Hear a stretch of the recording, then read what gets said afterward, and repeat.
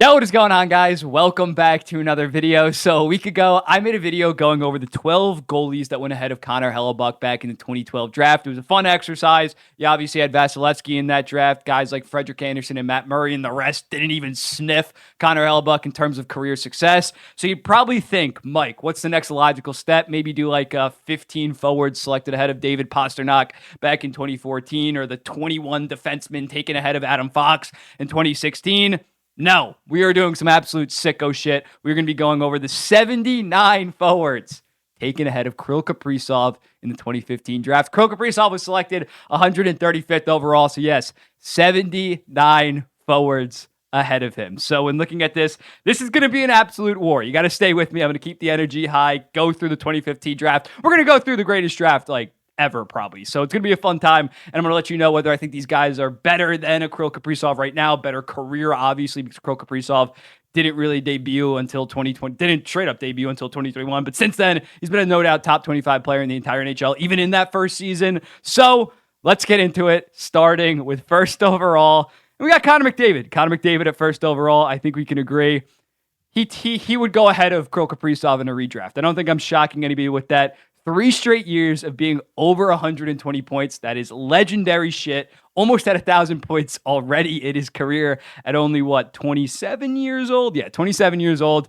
He's going to retire a top 5 player, top 3. I think he's going to retire, no doubt, probably the second best player, greatest player of all time. Maybe even dethrone Gretzky if he can keep playing at this high of a level. Next up, Jack Eichel. Jack Eichel's an interesting one because, again, high impact player right out of the gate. 56 points. Then 57 and 61. The dude could just never stay healthy and still can't stay healthy. Obviously, he was really bad back in 2021, 2022. He played 55 games in goddamn 2 seasons, although that was the 56-game season, but has not been able to stay healthy. In a redraft, I think it could really go either way. When looking at Kirill Kaprizov, projecting since Kirill Kaprizov entered the league in 2021 and going forward, I would no doubt have Kirill Kaprizov, but Eichel was a very good player before then. So it's close between Kaprizov and Eichel. Obviously, with this, I'm not trying to say, oh, the Sabres are stupid for picking anybody ahead of Kaprizov, because we didn't know Kaprizov was going to be that good of a talent. But looking at it, Jack Eichel, stud at second overall. Dylan Strome, a guy that people were really low on 3-4 years ago. And looking at this, 17 points in 40 games, people thought maybe he's a bust, at least a severe disappointment. Finds his footing the following year, then really takes off with the Washington Capitals. Signed a 1-year deal. I never how did they get him for 1 year at $3.5 million after he had 45 points in 69 games? But he's been great in Washington, and you can shit on Washington all you want for being all their underlying numbers are pretty shit for the most part. He's a number 1 center on a playoff team right now. So he has definitely gone from maybe a big disappointment 3-4 years ago to now still not being worth the 3rd overall pick. Don't get me wrong, but just below it. If he went 7th or 8th overall, I don't think that's about fair value, considering he's now a 60-ish point guy and he's still only 27 years old. He still has 4 or 5 more years playing at this level, most likely. Mitch Marner, I would go with Mitch Marner over Kirill Kaprizov. When looking at Mitch Marner, I got to get rid of this. When looking at Mitch Marner, he's basically been around the 100-point pace guy the last 3 years, and even before that, since 2019, has been a very, very elite player, one of the best two-way wingers in the entire NHL for the most part. So when looking at Mitch Marner, I would go with Mitch Marner. I think he's on the same level. I would maybe, what the fuck was that? I would maybe go Kirill Kaprizov over Marner in terms of if you need 1-star player. Marner's better if he has talent around him. He's more of a passer. But when looking at it, they're on the same level right now. But considering Marner was a top 30 player for 3 seasons, or 2 seasons before that, I would go with Marner over Kaprizov in a redraft. Next up, Pavel Zacha. Hannafin's obviously a defenseman. Pavel Zacha was a solid player before he got to New Jersey, or before he got to Boston, about 40-ish point pace, 50-ish point pace. Since he got to Boston, obviously playing with much better talent for the most part. He's kind of been playing with David Pastrnak for a lot. So he's been around the 50-ish point guy. Definitely not worth the 6th overall pick. I'm obviously taking Kaprizov over him. This is our first, I mean, Strome's also no doubt, but this is our first, he's not that good. Timo Meier. having a bit of a down year this season. He's playing much better of late. He was very, very good on San Jose in prior years. Look at that 35 goal, 41 assists, 76-point season in 2022. That's when he really, really established himself on the scene. 2019 was also a good season, but he was still playing with a decent amount of talent. He did 2022 a lot on his own, but this year is having a bit of a down year. Obviously, I'd go with Kaprizov in terms of overall value, overall career. Kaprizov, no doubt. Mikko Rantanen emerged on the scene with this 84-point season. I remember, if you remember, I tweeted it out like a month ago. This season was insane when Mikko Rantanen was like first in the entire NHL in points. He had like 75 points in his first 48 games. It was absolutely insane. We were like, is he better than Nathan MacKinnon? Like, are we watching like him emerge as like an absolute superstar? Which it was him emerging as a superstar. Obviously, Nathan MacKinnon is the better player. But since then, he's been one of the best guys, and especially the last 3 years, 92 points in 75 games, 105. Probably going to finish north of 105 this year, maybe even get to 110. I would go with Mikko Rantanen over Kaprizov because, again, very elite player early on. And basically since then, I think Kaprizov, again, similar to a Marner, if you need one guy to carry your team, I would maybe go with Kaprizov. But I think in terms of overall players, they're about on the same level now. So I would personally go with Mikko Rantanen in a potential redraft. Lawson Krause, initially a Florida Panthers draft pick. He obviously got traded to the Coyotes, spent his entire career there. Not a horrible player, especially of late. His offense has been much better, been hovering around 40-ish points. A big disappointment, but not a bust by any stretch. He's a big physical guy, but obviously a Kirill Kaprizov, far, far better. Next up, we got Denis Gurianov. Gurianov obviously no longer... I know he is in the NHL still, but not playing at that high of a level. Only played 17 games in the NHL this season. 30 points in 27 AHL games. He had a decent couple of years with the Dallas Stars.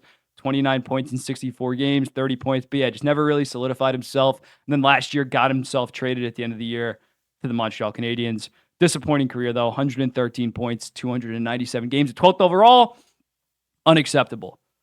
Next up, we got Jake DeBrusk, the legendary 3-pack of Boston Bruins selections. Jake DeBrusk, solid career, but not worth 14th overall. Definitely not worth the 14th overall. Last 3 years, for the most part, he's been a solid second liner, but definitely not that star guy that we expected after having 27 goals in 68 games at, what was that, like 22 years old. Definitely a bit disappointing from Jake DeBrusk thus far. Zachary Sinishin, I'm going to botch that name, but yeah, not even in the NHL anymore. Had to go to the Dell. I believe that's the Swiss. No, that's a German league. Dell, he played 16 total games, racking up 4 goddamn points. Yeah, that's not going to get it done in the NHL ahead of Kaprizov. Matt Barzal, obviously has fully reemerged himself as a top 50 player in the entire NHL this season. 74 points, probably going to pass his mark of 85 career high, and he's just a far better overall two-way guy compared to that season. And he was a good player in prior years. Just under Barry Trotz, he never really got to flourish his overall skill set offensively. I'm obviously higher on him the most, considering I am a New York Islanders fan. Matt Barzal, thank you, Griffin Reinhart, for helping us land this pick. Thank you, Peter Chiarelli, for accepting that trade. I'll love you forever for that. Kyle Connor, obviously I'd go Kaprizov over Matt Barzal, though. Kyle Connor, very, very good player. Burst onto the scene in 2018, same time that Matt Barzal debuted with 31 goals in 57 games. Still one of the better goal scorers in the entire NHL. I probably would go with the Kaprizov. I think he's a far better defensive player, far better playmaker overall. Kyle Connor is more just a sniper for the most part. He doesn't really drive a ton of offense and isn't that good of a passer. So I'm going to go with Kirill Kaprizov when looking at Kyle Connor. Then we got Shabbat. Then we got Evgeny Svechnikov, the older brother of Andrei Svechnikov. That didn't really work out. Detroit picked him 19th overall. Had some decent years. He was like an analytical darling, if I remember, but now he's in the KHL. I honestly didn't even know that he's in the KHL. I thought he was still jumping around in the AHL. Very disappointing for Evgeny Svechnikov. Joel Eriksson Ek, teammate of Kirill Kaprizov, my doppelganger. Do I still look like him? 20th overall. Definitely worth the 20th overall pick. Having a bit of a breakout season, on pace to definitely hit around 35 and 35. One of the best defensive centers in the entire NHL. This was a very good pick by the Minnesota Wild. Obviously, you take Kirill Kaprizov over him here, but he has been, again, just a top 100 player for, I'd say, the last 3 years for the most part, and probably sniffing on that MB top 50 that comes out every single 6 months for me. He's definitely going to be sniffing on it. A very, very good player. Very good pick by Minnesota. Colin White, Yeah, not that good of a career when looking at Colin White. This year has gotten some NHL games with the Montreal Canadiens, but for the most part, 113 points. He had 41. Damn, he had 41 points in 71 games, and he was only what 20. He was only like 22. Damn, what went wrong with this guy? But yeah, at this point, 113 and 315. Bust city. I guess you can't really have a bust at 21st overall, but disappointment. Brock Besser. Brock Besser back to the good. Brock Besser, obviously, this season having a massive year. Has slowed down a little bit in the second half of the year, but 37 goals, 31 assists, 68 points. He obviously burst onto the scene with 55 points in 62 games. Was an elite player. Dealt with some stuff off the ice with his father passing. That was obviously very draining on him, I can imagine. But now, full season, back, locked in with the Vancouver Canucks and looking like an elite first liner. Obviously, I'd go with Kaprizov over Brock Besser, even though Brock Besser was a very good player for 3 seasons before Kaprizov even was in the NHL, but you still go Kaprizov. You still go with the superstar. Travis Konechny, back-to-back, very, very good players. Looking at Travis Konechny, 64 points in 68 games this year. I'm going to make myself a little bit smaller. You guys don't want to see me. When looking at it last year, 61 and 60. Yeah, he's really solidified himself as around the 75 to 80 point guy on not that talented of of Philadelphia teams. Flyers fans just punched their TV. When looking at it, yeah, very good player. Had some other elite seasons, 61 and 66, when he still had Claude Giroux centering him. Travis Konechny, very good player. Obviously not as good as a Kaprizov, but very, very good. 25th overall. It's a fantastic pick. Jack Roslovic, initially selected by the Winnipeg Jets. Had some decent years in Winnipeg. No, not that decent. But then he went to Columbus, where he had a really good first year, but never really developed beyond a solid second liner for the most part. On the Rangers right now, only 1 point in 4 games. 217 points in 437 career games. Not that good for a late first rounder, but he did make the NHL. He still has a career. He's going to be in the NHL for the next 2 to 3 years, most likely. Next up, we got Anthony Beauvillier, Islanders legend. I feel bad for him, dude. He's been since January 28th, whenever the Horvat deal went down. He's been on 4 different teams: the Islanders, Vancouver Canucks, then got shipped in before they traded for Zadorov to the Blackhawks. Then he got traded to the Predators. He's been on 4 different teams. He was on 4 different teams in a 13-month span. He needs to sign a 3 or 4 year contract this year with no movement clause. Fuck, no one's gonna give him no movement clause now that I think about it. But he was a very good player on the Islanders for a couple years. Obviously, you point to 2020, 39 points, 68 games would help be a pretty massive part in terms of them ending up making the Eastern Conference Finals. 14 points. He was a playoff performer. That's I'll never talk bad on him because he showed up during those 2 deep runs. Obviously, that one big Game 6 Tampa Bay overtime winner. I have nothing but good things to say about Anthony Beauvillier, even though it appears like his best hockey might be behind him. All right, Nick Merkley. We're starting to get into the range where I don't really remember these guys. So Nick Merkley is playing in the KHL right now. Jeez. He's doing pretty solid in the KHL, but never really made it in the NHL. Only 15 points in 41 games. Damn. I know Nick Merkley has a brother who's a defenseman who was on San Jose, but I forget. Christian Fischer. Christian Fischer's still an NHLer for the Arizona Coyotes right now. When looking at Christian Fischer, bottom sixer. It's okay. It's early second round. You're not really expecting a star. Definitely would want a little bit more, but it is what it is. Obviously, I am taking Kaprizov over him. Mitchell Stevens, another guy, hasn't really been able to carve a role in the NHL right now. 16 points in 95 career games. Doing solid in the AHL, but I think at this point, he's probably just going to be an AHLer for the next couple of years. Might go over to Sweden or something like that. There's just not an NHL role for him. Sebastian Aho. Sorry, I just burped. Sebastian Aho. This is a guy that you can make a strong argument for Kaprizov being better than. Obviously, really having his best offensive year this season, 83 points, 551 points in 591 games. When looking at it, yeah, I think there's a debate for him over Kaprizov. I think Kaprizov is slightly the better player right now, but considering since his second year, he's been basically a first-line center for 3 full seasons, but when Kaprizov wasn't even in the goddamn NHL, I think there's definitely a case that Aho would go before Kaprizov in a hypothetical redraft.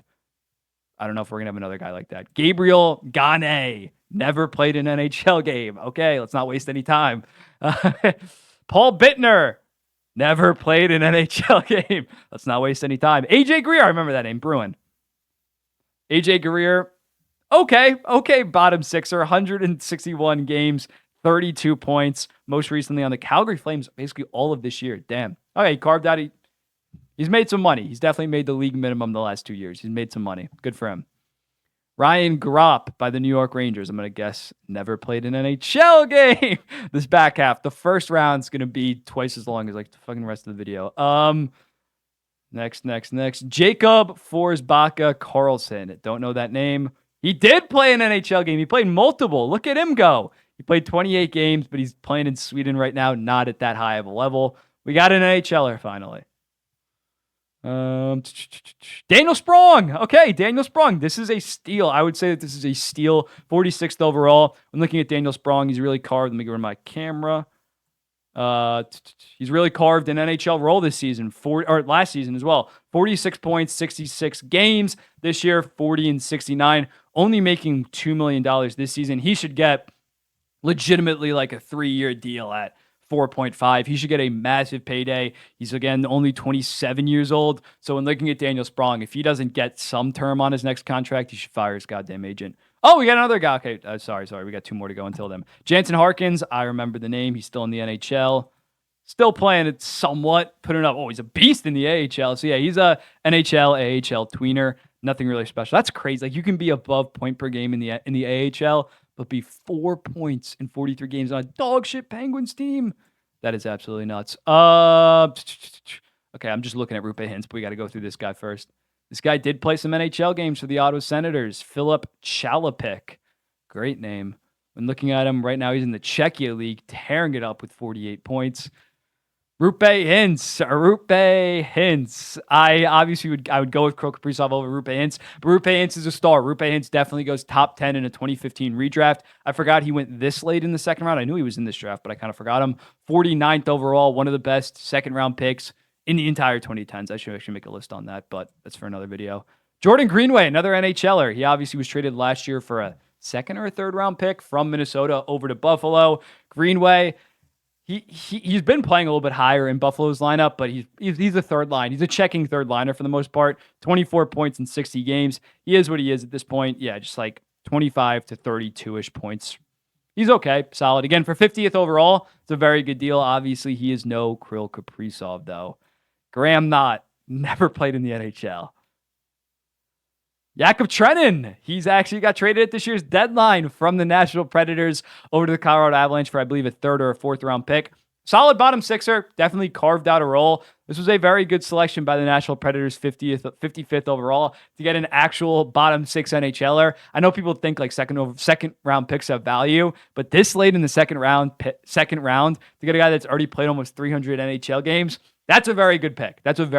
Look at the other guys that we're dealing with around here. Vince Dunn goes probably in the top 15 in a redraft for this. Really hadn't. He had a good first season with good second season with St. Louis, 35 points. But once he got to Seattle, they sucked the first year. But since then, he's been a top 20 probably defenseman in the entire NHL. Definitely top 20 offensive defenseman. Probably he missed some games, so he's not going to hit it, but on pace for 60 points in back-to-back seasons. I was on him like the first 2 months of the season. I'm like, Vince Dunn is playing fucking fantastic on Seattle this year. You should give him more respect. And now I think he actually is getting respect. Vince Dunn, 56th overall. Amazing drafting by Doug Armstrong here. Wait, no. Vince Dunn isn't a fucking forward. Oh, I'm losing my mind. I just spent a minute on a non-forward. Jesus. But no Siegenthaler. He is not a forward. When looking at it, who's up next? Stenlund. Kevin Stenlund is in the NHL this year. He is playing for the Florida Panthers. Stenlund's actually carved out a decent role for the Florida Panthers. A fourth liner for the Florida Panthers. Might end up getting a Stanley Cup ring this year. He plays a decent role on that team, so good for him. Can't believe I spent that much time on Vince Dunn. You guys are probably screaming at me during that. Julius Natanen. Never played in the NHL. Jeremy Bracco. That's a great Italian name. Freeport, New York. Yeah, that is very Italian. By the Toronto Maple Leafs, Lou Lamoriello. He's playing decent in the KHL. Good for him. Carve out. You got to make money somewhere. Start of the third. Okay, we have how many picks? We got like a lot of picks to go until Kaprizov. Robin Kovacs. Never played in the NHL. I think we're going to have a lot of that. Dennis Yan, no. Didn't even play that good in the AHL. Blake Spears. Played some NHL games. Okay, now we're just finding guys that actually played in the NHL. Dennis Spears from Ontario, drafted by the Devils. Played some games. Good for him. Playing right now in the EIHL. Playing in Belfast. That's pretty cool. Martin's Desert Calls playing in the SHL right now with 3 points in 45 games. Never really sniffed the NHL for the most part. Had a one okay season in the ECHL. Then said, I am piecing out back. He's from Latvia. Latvian. That's cool. Keegan Kolesar actually playing a decent bottom six role on the Vegas Golden Knights. Stanley Cup champion last year. 5 points in 22 games last year. Okay, that's some value. Obviously wasn't drafted by the Vegas Golden Knights because they didn't exist back then, but good stuff. Good stuff. Actually, a nice little career for a third-round pick. You take that every day. I'm going to guess Gene Christopher, but I'm not even going to pronounce that. Oh, he has played NHL games. Okay, 22 games for the Ottawa Senators. Colorado Avalanche selection. He's a center. Anthony Cirelli, cool. Okay, we actually have a good NHLer now. This is one of the best third-round picks, again, of the 2010s, maybe even of the 21st century. Not an explosive offensive player. When looking at it, his best season offensively was 44 points in 68 games. But one of the best defensive centers in the entire NHL. Was a massive piece of their 2020-2021 Stanley Cup roles. Had to play that second-line center position in 2020 when Steven Stamkos was down. Very good pick. Again, Tampa, although they did get Hedman, they did get Stamkos first and second overall, 2008, 2009. They built their goddamn dynasty, near dynasty, off Kucherov, 58th overall, point third round, and Cirelli third round as well. That's how you build absolutely fantastic teams. You obviously got to hit on your top picks, but you got to find depth somewhere else.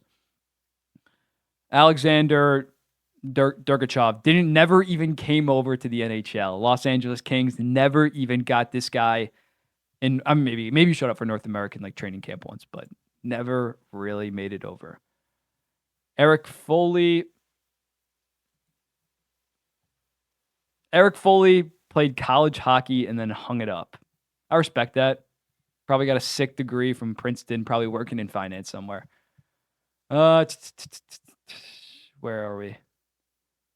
Brent Gates also, oh no, I thought that was the same thing. Went to Minnesota, had some solid years, bumped around in the AHL, ECHL, he's still playing. That's pretty cool. Playing in Slovakia right now. I cut it off, but 52 points in 48 games in the Slovakian league right now. Brendan Warren went to Michigan man, played a couple years in the AHL, then hung it up. Arizona Coyotes draft pick. Jens Look, again, Swedish guy, tried the whole AHL, NHL dream, said, nah, I'm good. I'm heading back to Sweden. Now he's in Finland, playing pretty solid, 35 points in 42 games. Good for him. Devin Sideroff. You also know he's from Kamloops, and he made the transition over to Czechia, Slovakia, Austria after failing in the AHL. Whoops. Thomas Novak. Okay, we got another NHLer. Let's fucking go. A late bloomer. When looking at Thomas Novak, oh no, I can include the camera. But when looking at Thomas Novak, didn't really tear up the AHL by any stretch. Made his debut in 2022. Last year was fantastic. 43 points in 51 games. And this year has legitimately carved out a role. I believe he signed a 3-year contract. I'm going to botch the AAV, but I think it's like $3.5 million. He's made his wealth based off the last 2 years. He's been very good. A steal. Was he drafted by? Yeah, he was drafted by Nashville. Great development by Nashville overall. Lucas Vejdemo. Played a couple NHL games. Now chilling in Sweden. They're 23 points in 40 games. Alexi Sarella. 9 NHL games for the Florida Panthers. Initially drafted by the Rangers. Had some decent AHL seasons. Now playing in the Swiss League and playing pretty solid. Okay, into the 4th round. We're getting there. Adam Musil. Never really made it. Okay, I got to get the energy up. We take a little sip of water. Sparkling water. Okay, we're good to go. Nicholas Roy. I combined and Roy. Nicholas Roy, very good player for the Vegas Golden Knights this season. 37 points in 64 games. Last 3 seasons, he's been a very good third liner for them. Was a decent piece of that Stanley Cup winning team. 11 points in 22 games. Great. Who was he initially drafted by? Carolina. They eventually let him go. Maybe no, not in the expansion draft because he was on the team in 2019. But well done by the Vegas Golden Knights to scoop this guy and develop him into a legit piece of their Stanley Cup winning team. Next up, we got Samuel Dove McFalls playing in the second German league right now. Interesting. Went to New Brunswick. Cool. What did we just do? Okay, Austin Wagner is an NHL or was an NHL. I remember the name, but never really cracked it. LA Kings, okay, fourth liner for the most part. I thought he was better than that, honestly. Anthony Richard or Richard, if he's Canadian from Quebec, never really made. Oh, he actually has played NHL games this year. Good for him. Still kicking it. Very good in the goddamn AHL. Wow, 67 points in 60 games last year. AHL beast. Good for him. Probably making decent money. I'm saying good for him so much because it's good for them if they end up carving out a career. Dennis Mulligan had a decent run where it looked like he might be an actual NHL player with the Leafs maybe. Last year, even 17 points in 42 games. Now, currently in the Swiss League, 47 points in 48 games. A Swiss beast. But yeah, I think when the Leafs got him, they had high expectations for him. They traded Mason Marchment away to get Dennis Mulligan. That's what I'm remembering. It was in one of my video a couple days ago. Yeah, horrible deal. Jesse Gabriel never made the NHL. Adam Hellebuyck never made the NHL. Michael Spayek playing in Swiss, a Swiss beast. I wonder if he's freaking Swiss All-Star at that point. 50 points back-to-back seasons, 46 and 49. Philip Out playing in Austria and Slovakia of late. Didn't really quite make it. Brad Morrison. That is the most generic name of all time. Prince George, BC. Playing in the ECHL this year, putting up solid stats for the Kalamazoo Wings out in Michigan. I almost said Detroit as a state. Didn't really make it. Dmitry Sukhanov. Still playing in the KHL, still kicking. Not that productive of a player, though. This is content. This is Bontent. Glenn Galdwin. In the AHL this year, doing pretty solid. Was initially a St. Louis Blues pick. Has 1 point in 13 NHL games. Maybe he'll get a call up. He did get a call up this year. Maybe he'll sign an NHL deal next year. I'm rooting for Glenn Galdwin. Caleb Jones, brothers of Seth Jones, but obviously he's a defenseman. We don't do defensemen in this, like freaking Vince Dunn. Joni Tamala, playing in Finland, his home country. Good for him. Daniel Birdhard, bad of hockey since 2018. Damn. Matthew Joseph, NHLer, having probably the best year of his entire career. Yeah, 35 points. Everybody wanted. I just perk up whenever I see an NHLer. It's like fucking finding gold. And yeah, this year, 35 points, 62 games. People thought, we need it. Like senators, we need to trade him. We need to make cap room for Shane Pinto, all that. And it ended up kind of working out. Obviously not working out, but Pinto got suspended, so he just had to take a league minimum deal. And he's been fantastic. Now he's only making $2.9 million for on pace for 45 points. It went from, we got to trade this guy after 18 points in 56 games, now being this is a pretty solid contract. I think we have a year or two left on it. We got to keep this guy. So good for Matthew Joseph. Going again, talking about Tampa, man. He was on the 22. Yeah, he was on both. He didn't play a ton in the playoffs, but he's on both of those teams because Tampa just finds guys late, man. Connor Garland. Okay, another NHLer. Connor Garland having a solid season in Vancouver.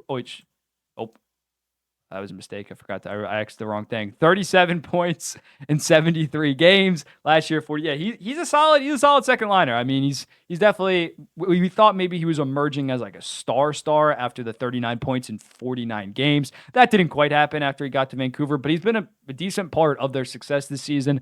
Getting him at 5th round is fantastic value. We're in the 5th round. Fantastic value. Dmitry Timashov. I, for some reason, remember that name. He did play on the Leafs in 2020. And he was an Islander. No wonder I remember the name. Duh. Didn't play a ton of games, but played 22 games in Bridgeport.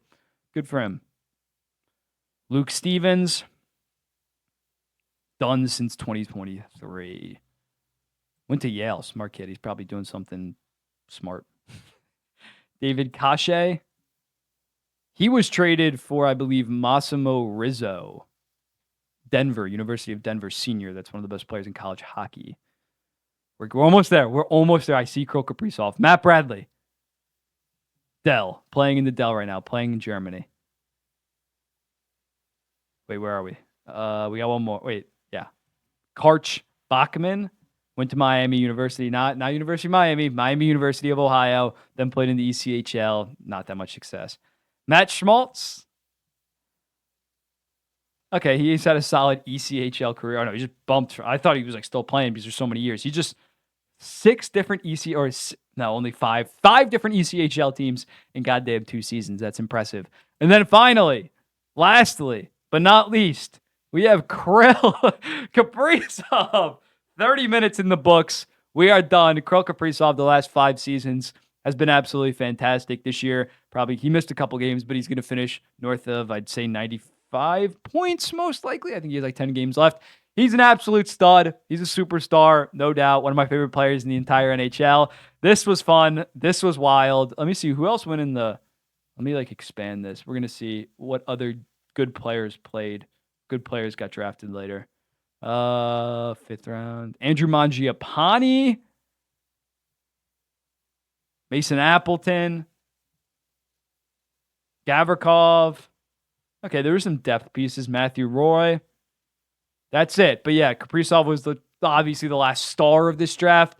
So let me know in the comments, what do you think about this video? If you watched it all the way through, I love you. I don't know what to tell you. This past I think Group A hints, it was a battle. It was a scrap. But let me know in the comments, what do you think? And I already looked up Joe Pavelski. Joe Pavelski, 125 forwards before him. Should I do it? Let me know in the comments. I'll be seeing the next one.